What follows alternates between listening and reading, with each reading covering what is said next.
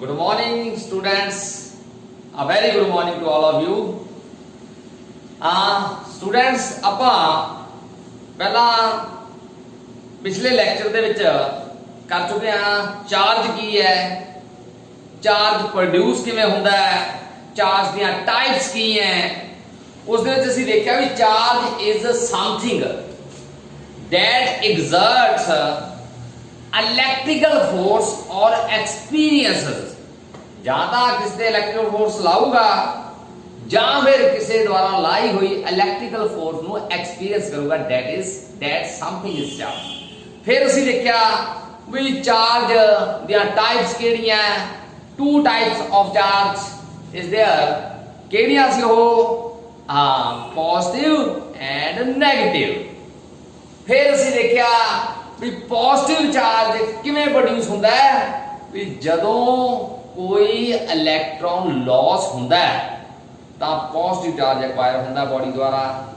जे electron gain होवे तां जिहड़ा चार्ज प्रोड्यूस हुंदा body they that is negative charge. ठीक है, तां फिर असीं देखिया method of reduction of charge, जिस दे विच असीं देखिया भी पहला मैथड असीं डिस्कस कीता जिहड़ा ਉਹ ਸੀ ਕੰਡਕਸ਼ਨ ਮੈਥਡ। ਫਿਰ ਅਸੀਂ ਗੱਲ ਕੀਤੀ ਫ੍ਰਿਕਸ਼ਨਲ ਮੈਥਡ, ਫਿਰ ਅਸੀਂ ਗੱਲ ਕੀਤੀ ਮੈਥਡ ਆਫ ਇੰਡਕਸ਼ਨ।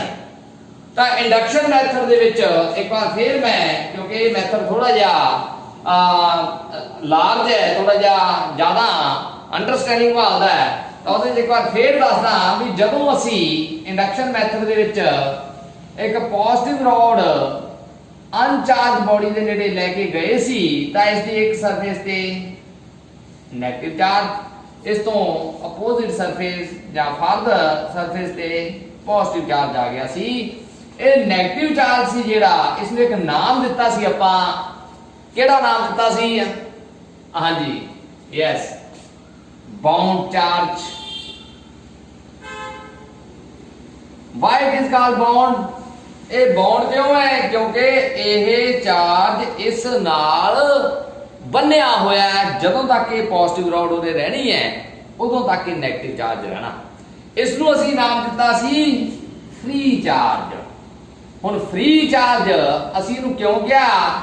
ਕਿਉਂਕਿ ਇਹ ਚਾਰਜ ਜੇ ਮੈਂ ਗਰਾਊਂਡ ਕਰ ਦੇਣਾ ਇਸ ਸਾਈਡ ਨੂੰ ਜਾਂ ਇਸ ਪਾਸੇ ਨੂੰ ਤਾਂ ਇਹ ਚਾਰਜ ਫਲੋ ਕਰ ਸਕਦਾ ਹੈ, डिस्पर्स हो सकता है। डिस्पर्स होने का मतलब इसनू न्यूट्रल किया जा सकता है। क्यों न्यूट्रल किवें होगा? अर्थ दे विच बहुत ज्यादा कह लो मोल्टन मेटल्स हैं, इलेक्ट्रॉन्स हैं। इट इज आई कैन से a supplier of negative charge and it is the well for positive charge. तो मैं ये कह सकता भी ये इलेक्ट्रॉन सप्लाई करती है। दूजे शब्दां में कह सकता भाई पॉजिटिव इलैक्ट्रॉन तो उल्ट जाते हैं। ਆਪਾਂ इलैक्ट्रॉन ਜਿਹੜੇ हैं ਇਹ अर्थ ਦੇ ਵਿੱਚੋਂ ट्रांसफर होके ਇਸ ਨੂੰ ਨਿਊਟਰਲ ਕਰਦੇ हैं ਤਾਂ ਅਸੀਂ ਕਹਿ ਦਿੰਦੇ ਆ ਵੀ ਪੋਜ਼ਿਟਿਵ ਚਾਰਜ ਹੈ ਜਿਹੜਾ ਉਹ ਡਿਸਪਰਸ ਕੀਤਾ ਜਾਂਦਾ ਹੈ ਕਿਸ ਦੁਆਰਾ? ਇਸ ਇਲੈਕਟ੍ਰॉन ਦੁਆਰਾ। ਤਾਂ ਕਰਕੇ ਇਸ ਨੂੰ ਆਪਾਂ ਫ੍ਰੀ ਚਾਰਜ ਕਹਿੰਦੇ ਆ। ਤਾਂ ਇਹ ਸੀ ਇੰਡਕਸ਼ਨ ਮੈਥਡ। ਦੇਖੋ ਇਹ ਪੋਜ਼ਿਟਿਵ ਚਾਰਜ ਨਿਊਟਰਲ ਹੋ ਗਿਆ, ਕਿਹੜਾ ਰਹਿ ਗਿਆ? ਸਿਰਫ ਨੈਗੇਟਿਵ ਚਾਰਜ ਬॉडी ਤੇ ਰਹਿ ਗਿਆ। ਸੋ ਬॉडी becomes ਚਾਰਜ। ਤਾਂ ਇਸ ਤਰ੍ਹਾਂ ਬॉडी ਚਾਰਜ ਹੋ ਗਈ। ਤਾਂ ਉਸ ਤੋਂ ਬਾਅਦ ਅਸੀਂ ਗੱਲ ਕਰਾਂਗੇ ਅੱਜ ਪ੍ਰੋਪਰਟੀਜ਼ ਆਫ ਆ ਚਾਰਜ। ਚਾਰਜ ਦੀਆਂ ਪ੍ਰੋਪਰਟੀਜ਼ ਕਿਹੜੀਆਂ? ਇੱਕ ਨੰਬਰ 'ਚ ਬਹੁਤ ਵਾਰ ਕੁਐਸਚਨ ਪੁੱਟ ਕੀਤਾ ਗਿਆ ਡਿਫਰੈਂਟ ਬੋਰਡ ਦੇ ਵਿੱਚ। ਪਹਿਲੀ ਪ੍ਰੋਪਰਟੀ ਜਿਹੜੀ ਅਸੀਂ ਗੱਲ ਕਰਾਂਗੇ ਕੁਆਂਟਾਈਜੇਸ਼ਨ ਆਫ ਚਾਰਜ। ਦੂਜੀ ਪ੍ਰੋਪਰਟੀ ਹੈ ਸਾਡੇ ਕੋਲ ਐਡਿਟਿਵ ਨੇਚਰ ਆਫ ਚਾਰਜ। ਤੀਜੀ ਹੈ main property conservation of charge. ਤਾਂ ਮੈਂ ਸਭ ਤੋਂ ਪਹਿਲਾਂ ਗੱਲ ਕਰਾਂਗਾ ਕੁਆਂਟਾਈਜੇਸ਼ਨ ਆਫ ਚਾਰਜ ਦੀ। ਕੁਆਂਟਾਈਜ਼ਡ ਨਾਮ ਤੋਂ ਕਲੀਅਰ ਹੋ ਰਿਹਾ। ਕੁਆਂਟਾ ਨਾਮ ਸੁਣਿਆ ਹੋਣਾ ਤੁਸੀਂ ਸਾਰਿਆਂ ਨੇ, ਪਲੈਂਕਸ ਕੁਆਂਟਮ ਥਿਊਰੀ। ਕੁਆਂਟਾ ਮਤਲਬ ਪੈਕਟ। ਤਾਂ ਮੀਨਸ ਕੁਆਂਟਾਈਜੇਸ਼ਨ ਆਫ ਚਾਰਜ ਦਾ ਮਤਲਬ ਕੀ ਹੈ ਵੀ ਕਿਸੇ ਵੀ ਬॉडी ਤੇ ਜੇ ਚਾਰਜ ਆਉਣਾ ਨਾ ਉਹ ਪੈਕਟਾਂ ਦੇ ਰੂਪ ਚ ਆਉਣਾ। ਉਹ ਪੈਕਟ ਕੀ ਹੈ? ਉਹ ਪੈਕਟ ਕਿਸ ਨੂੰ ਕਿਹਾ ਗਿਆ? Yes, electron. ਕਿਉਂਕਿ ਕੱਲ ਆਪਾਂ ਗੱਲ ਕੀਤੀ ਸੀ ਵੀ ਕਿਸੇ ਬॉडी ਦੇ ਚਾਰਜ ਆਉਣਾ ਤਾਂ ਉਹ ਇਲੈਕਟ੍ਰੋਨ ਦੇ ਟ੍ਰਾਂਸਫਰ ਹੋਣ ਕਰਕੇ ਆਉਣਾ। ਹੁਣ ਜਦੋਂ ਇੱਕ ਬੋਡੀ ਤੋਂ ਇੱਕ ਮੈਂ ਕਹਿ ਸਕਦਾ ਐਟਮ ਚੋਂ ਜਦੋਂ ਇਲੈਕਟ੍ਰੋਨ ਟ੍ਰਾਂਸਫਰ ਹੋਣਾ ਦੂਜੇ ਐਟਮ 'ਚ, ਤਾਂ ਹੁਣ ਇਹ ਜਿਹੜਾ ਇਲੈਕਟ੍ਰੋਨ ਟ੍ਰਾਂਸਫਰ ਹੋਣਾ ਹੈ ਇਹ ਜਾਂ ਤਾਂ ਇੱਕ ਇਲੈਕਟ੍ਰੋਨ ਟ੍ਰਾਂਸਫਰ ਹੋਊਗਾ ਜਾਂ ਦੋ ਇਲੈਕਟ੍ਰੋਨ ਟ੍ਰਾਂਸਫਰ ਹੋਣਗੇ ਜਾਂ ਤਿੰਨ ਇਲੈਕਟ੍ਰੋਨ ਟ੍ਰਾਂਸਫਰ ਹੋਣਗੇ। ਅੱਧਾ ਇਲੈਕਟ੍ਰੋਨ ਟ੍ਰਾਂਸਫਰ ਨਹੀਂ ਹੋਣਾ, ਡੇਢ ਇਲੈਕਟ੍ਰੋਨ ਟ੍ਰਾਂਸਫਰ ਨਹੀਂ ਹੋਣਾ, 2.5 ਇਲੈਕਟ੍ਰੋਨ ਟ੍ਰਾਂਸਫਰ ਨਹੀਂ ਹੋਣਾ। ਇਲੈਕਟ੍ਰੋਨ ਥੋੜੀ ਟੁੱਟ ਸਕਦਾ, ਠੀਕ ਹੈ ਨਾ। ਤਾਂ ਜਾਂ ਤਾਂ ਇੱਕ ਇਲੈਕਟ੍ਰੋਨ ਟ੍ਰਾਂਸਫਰ ਹੋ, ਜੇ ਇੱਕ ਇਲੈਕਟ੍ਰੋਨ ਟ੍ਰਾਂਸਫਰ ਹੋਇਆ ਬੋਡੀ ਤੇ ਇਸ ਤੇ ਕੀ ਆ ਜਾਊਗਾ, ਜਦੋਂ ਇਹ ਇੱਕ ਇਲੈਕਟ੍ਰੋਨ ਗੇਨ ਕਰ ਲੂ ਇੱਕ ਨੈਗੇਟਿਵ ਚਾਰਜ, ਇਹਦੇ ਇੱਕ ਪੋਜ਼ਿਟਿਵ। ਜੇ ਦੋ ਇਲੈਕਟ੍ਰੋਨ ਟ੍ਰਾਂਸਫਰ ਹੋਏ ਇਸ ਤੇ ਕੀ ਆ ਜਾਊਗਾ, ਦੋ ਨੈਗੇਟਿਵ ਚਾਰਜ ਇਸ ਤੇ ਦੋ ਪੋਜ਼ਿਟਿਵ ਚਾਰਜ। ਇਹਦਾ ਮਤਲਬ ਇੱਕ ਪੈਕਟ ਜਿਹੜਾ ਉਹ ਇਲੈਕਟ੍ਰੋਨ ਹੈ, ਠੀਕ ਹੈ। ਤਾਂ ਕੁਆਂਟਾਈਜੇਸ਼ਨ ਆਫ ਚਾਰਜ ਪਹਿਲੀ ਪ੍ਰੋਪਰਟੀ ਕਹਿੰਦੀ ਹੈ ਵੀ ਜਿਹੜਾ ਚਾਰਜ ਔਨ ਹੈ ਬੋਡੀ ਹੈ ਇਹ integral multiple of electronic charge ਹੈ। ਜਿੰਨੇ ਇਲੈਕਟ੍ਰੋਨ ਟ੍ਰਾਂਸਫਰ ਹੋਣਗੇ ਉਨਾ ਹੀ ਬੋਡੀ ਤੇ ਚਾਰਜ ਆਊਗਾ। ਜੇ ਬੋਡੀ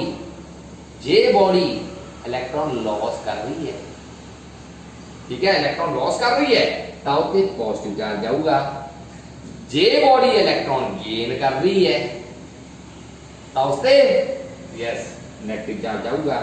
ਤਾਂ ਇਹ ਸਾਡੇ ਕੋਲ ਮੇਨ ਇਕੁਏਸ਼ਨ ਇਸ ਦੀ ਬਣ ਜਾਂਦੀ ਹੈ ਵੀ total charge on a body is equal to integral multiple of basic electronic charge.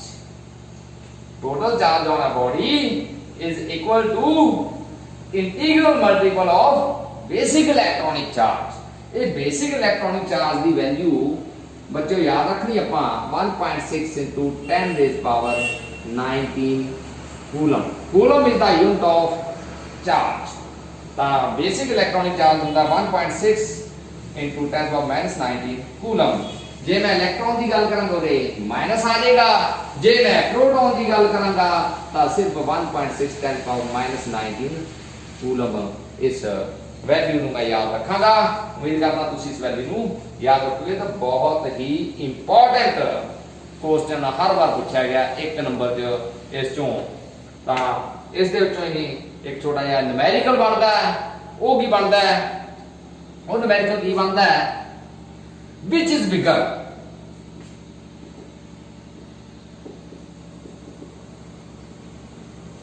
ਵੀ ਵੱਡਾ ਕਿਹੜਾ ਇਹਨਾਂ ਚੋਂ, ਕਿਸ ਚੋਂ, 1 ਇਲੈਕਟ੍ਰੋਨਿਕ ਚਾਰਜ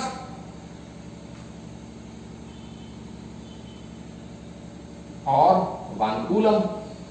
ਦੋਹਾਂ ਚੋਂ ਕਿਹੜੀ ਵੈਲਿਊ ਵੱਡੀ ਹੈ, ਕਿਹੜਾ ਚਾਰਜ ਵੱਡਾ ਹੈ, 1 ਕੂਲਮ ਕੇ 1 ਇਲੈਕਟ੍ਰੋਨਿਕ ਚਾਰਜ। ਇੱਥੇ ਬੱਚੇ ਬਹੁਤ ਕੰਫਿਊਜ਼ ਹੁੰਦੇ हैं। ਹੁਣ ਦੇਖੋ ਇੱਕ ਇਲੈਕਟ੍ਰੋਨਿਕ ਚਾਰਜ ਕਿਹਦੇ ਬਰਾਬਰ ਹੈ, ਦੇਖੀਏ ਆਪਾਂ ਹੁਣੇ ਮੈਂ ਤੁਹਾਨੂੰ ਦੱਸਿਆ ਇੱਕ ਇਲੈਕਟ੍ਰੋਨਿਕ ਚਾਰਜ ਬਰਾਬਰ ਹੈ 1.6 10 ਰੇਜ਼ ਪਾਵਰ ਮਾਈਨਸ 19 ਕੂਲਮ ਦੇ। ਇਥੋਂ ਇੱਕ ਕੂਲਮ ਕਿਹਦੇ ਬਰਾਬਰ ਹੋਇਆ, ਇੱਕ ਕੂਲਮ ਬਰਾਬਰ ਹੋਇਆ 1/1.6 10 ਰੇਜ਼ ਪਾਵਰ ਮਾਈਨਸ 19। ਤੇ ਜੇ ਮੈਂ ਇਲੈਕਟ੍ਰੋਨਾਂ ਦੇ ਕਹਿ ਸਕਦਾ ਮੈਂ ਇੰਨੇ number of electron as it ਆਪਾਂ ਕਹਿ ਸਕਦੇ ਹਾਂ 1 ਕੂਲਮ ਇੰਨੇ ਇਲੈਕਟ੍ਰੋਨਸ ਦੇ। ਤਾਂ ਹੁਣ ਜੇ ਮੈਂ ਇਸ ਨੂੰ ਸੋਲਵ ਕਰਾਂ ਤਾਂ 6.28 10 ਰੇਜ਼ ਪਾਵਰ 18 ਇਲੈਕਟ੍ਰੋਨ ਮਿਲ ਕੇ 1 ਕੂਲਮ ਚਾਰਜ ਬਣਾਉਂਦੇ ਆ। ਦੇਖੋ ਇੰਨੇ ਇਲੈਕਟ੍ਰੋਨ ਮਿਲ ਕੇ 1 ਕੂਲਮ ਚਾਰਜ ਬਣਾਉਂਦੇ ਆ। ਦੇਖ ਲਓ ਇੰਨੇ ਇਲੈਕਟ੍ਰੋਨ ਮਿਲ ਕੇ 1 ਕੂਲਮ ਚਾਰਜ ਬਣਾ ਰਹੇ ਆ।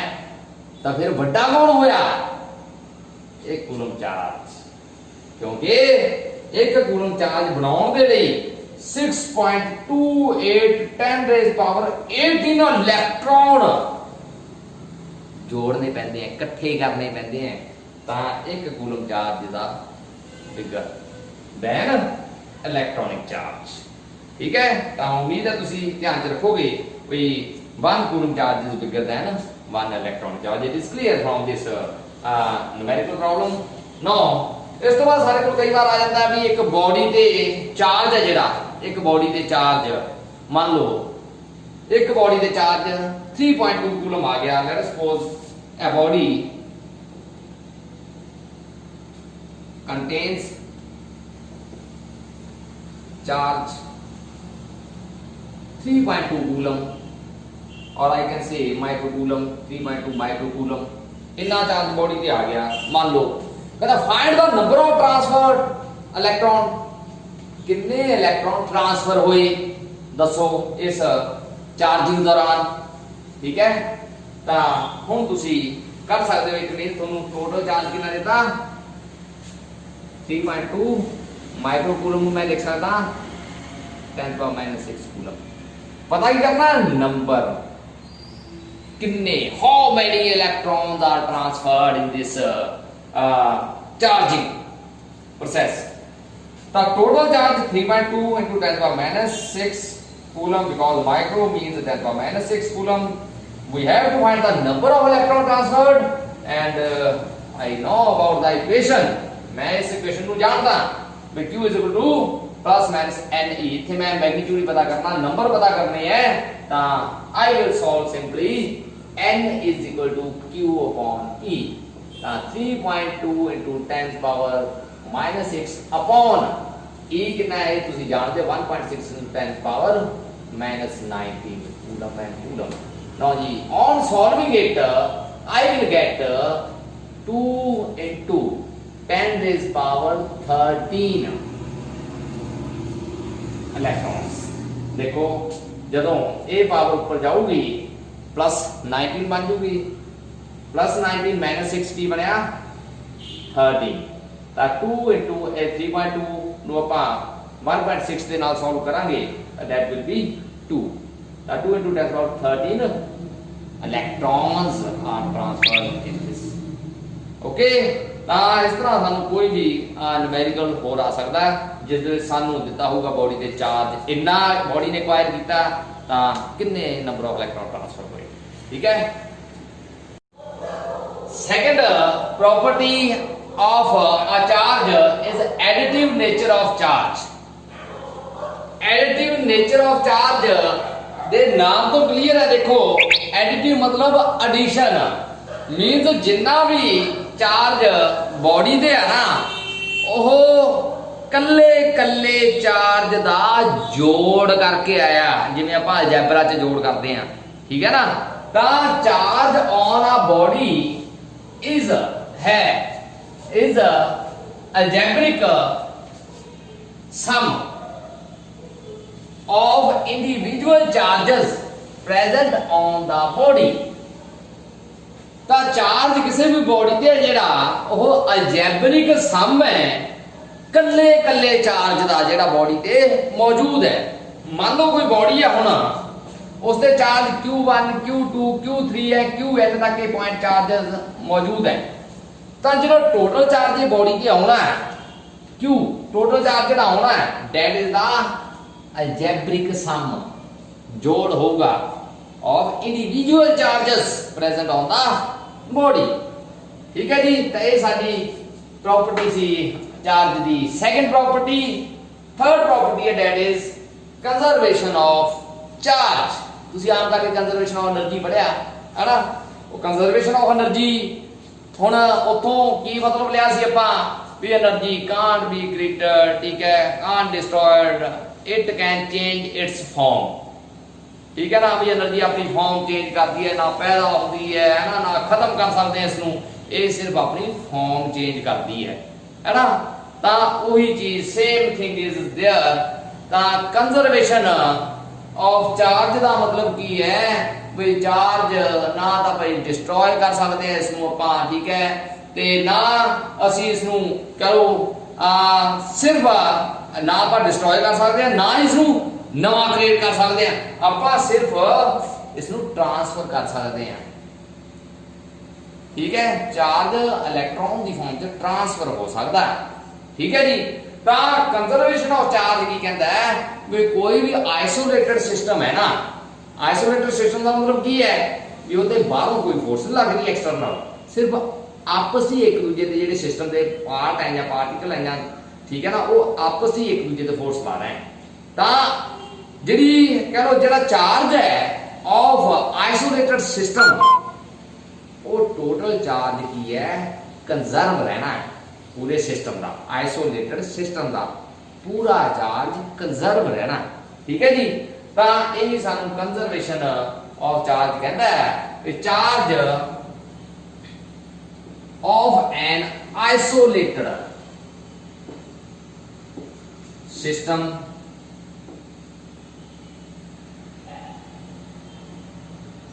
remains conserved। ਲੋ ਜੀ ਕੰਜ਼ਰਵ ਰਹਿੰਦਾ ਹੈ ਚਾਰਜ ਦਾ ਜਿਹੜਾ ਪੂਰੇ ਆਈਸੋਲੇਟਡ ਸਿਸਟਮ ਦਾ। ਜਿਵੇਂ ਆਪਾਂ ਗੱਲ ਕਰੀਏ ਗੈਮਾ ਇਨੀਸ਼ੀਏਸ਼ਨ ਦੇ ਵਿੱਚ, ਜਾਂ ਆਪਾਂ ਜਦੋਂ ਗੈਮਾ ਇਨੀਸ਼ੀਏਸ਼ਨ ਹੁੰਦੀ ਹੈ, ਇੱਕ ਗੈਮਾ ਪਾਰਟੀਕਲ ਜਦੋਂ ਟੁੱਟਦਾ ਹੈ ਤਾਂ ਉਹਦੇ ਵਿੱਚ ਇੱਕ ਕੀ ਪ੍ਰੋਡਿਊਸ ਹੁੰਦਾ ਹੈ, ਪੋਜ਼ਿਟਰੋਨ, ਇੱਕ ਪ੍ਰੋਡਿਊਸ ਹੁੰਦਾ ਹੈ ਇਲੈਕਟ੍ਰੋਨ।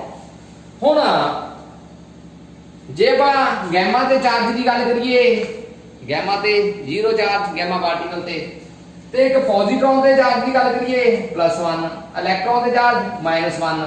ਜੇ ਹੁਣ ਇਹ ਦੋਹਾਂ ਦਾ ਜੋੜ ਕਰੀਏ ਤਾਂ ਸਿਸਟਮ ਦਾ ਪੂਰੇ ਦਾ ਚਾਰਜ ਕਿੰਨਾ ਬਣਿਆ, +- ਜੋੜ ਕੇ 0। ਠੀਕ ਹੈ ਜੀ। ਤਾਂ ਗੈਮਾ ਤੇ ਚਾਰਜ ਕਿੰਨਾ ਸੀ, 0। ਜੋ ਐਨੀਹਿਲੇਸ਼ਨ ਤੋਂ ਬਾਅਦ ਬਣਿਆ ਦੇਖੋ ਉਹ ਵੀ ਟੋਟਲ ਸਿਸਟਮ ਦਾ ਚਾਰਜ ਕੀ ਬਣਿਆ, 0। ਤਾਂ charge is conserved, charge conserve ਰਹਿੰਦਾ। ਇਹ ਸੀ third property of the charge. ਤਾਂ ਅਸੀਂ ਤਿੰਨ ਪ੍ਰੋਪਰਟੀਆਂ ਦੇਖੀਆਂ, ਕਿਹੜੀਆਂ, ਕੁਆਂਟਾਈਜੇਸ਼ਨ ਆਫ ਚਾਰਜ, ਉਹਦੇ ਵਿੱਚ ਕੀ ਕਿਹਾ ਗਿਆ ਵੀ charge on a body is the integral multiple of basic electronic charge. ਦੂਜੀ ਪ੍ਰੋਪਰਟੀ ਅਸੀਂ ਦੇਖੀ ਵੀ ਐਡਿਟਿਵ ਨੇਚਰ ਆਫ ਚਾਰਜ। ਇਹਦੇ ਵਿੱਚ ਅਸੀਂ ਕੀ ਦੇਖਿਆ, ਜਿਹੜਾ total charge on the body ਹੈ that is the algebraic sum of individual charges present on the body। ਤੀਜੀ ਪ੍ਰੋਪਰਟੀ ਅਸੀਂ ਦੇਖੀ conservation of charge. Conservation of charge ਅਸੀਂ ਦੇਖਿਆ ਵੀ ਚਾਰਜ ਕਿਸੇ ਵੀ ਆਈਸੋਲੇਟਡ ਸਿਸਟਮ ਦਾ ਕੀ ਰਹਿੰਦਾ, ਕੰਜ਼ਰਵ ਰਹਿੰਦਾ ਹੈ। ਠੀਕ ਹੈ। ਜਿਸ ਦੇ ਵਿੱਚ ਅਸੀਂ ਐਗਜ਼ਾਮਪਲ ਲਈ ਗੈਮਾ ਇਨਹਿਲੇਸ਼ਨ ਪ੍ਰੋਸੈਸ ਦੀ, ਗੈਮਾ ਤੇ 0 ਚਾਰਜ ਹੁੰਦਾ ਹੈ। ਜਦੋਂ ਗੈਮਾ ਇਨਹਿਲੇਟ ਹੁੰਦਾ ਹੈ ਤੇ ਉਸ ਤੋਂ ਬਾਅਦ ਜੋ ਬਣਦਾ ਪੇਅਰ ਪ੍ਰੋਡਕਸ਼ਨ ਕਹਿ ਸਕਦੇ ਹੋ, ਪੇਅਰ ਪ੍ਰੋਡਕਸ਼ਨ ਹੁੰਦੀ ਹੈ ਜਿਹੜੀ, ਉਹਦੇ ਵਿੱਚ ਇੱਕ ਪੋਜ਼ਿਟਰੋਨ ਤੇ ਇੱਕ ਇਲੈਕਟ੍ਰੋਨ ਬਣਦਾ ਹੈ। ਇਹਨਾਂ ਦਾ ਜੇ ਚਾਰਜ ਦੇਖੀਏ ਪੂਰੇ ਸਿਸਟਮ ਦਾ ਜੋੜ ਕਰਕੇ ਤਾਂ 0 ਬਣਦਾ ਹੈ। ਜਿੰਨਾ ਚਾਰਜ ਪਹਿਲਾਂ ਸੀ ਉਨਾ ਹੀ ਪੇਅਰ ਪ੍ਰੋਡਕਸ਼ਨ ਤੋਂ ਬਾਅਦ ਹੈ। ਤਾਂ ਉਮੀਦ ਕਰਦਾ ਤੁਹਾਨੂੰ ਪ੍ਰੋਪਰਟੀਜ਼ ਆਫ ਚਾਰਜ ਕਲੀਅਰ ਹੋਇਆ। ਤਾਂ thank you, thanks a lot for your cooperation. Thank you.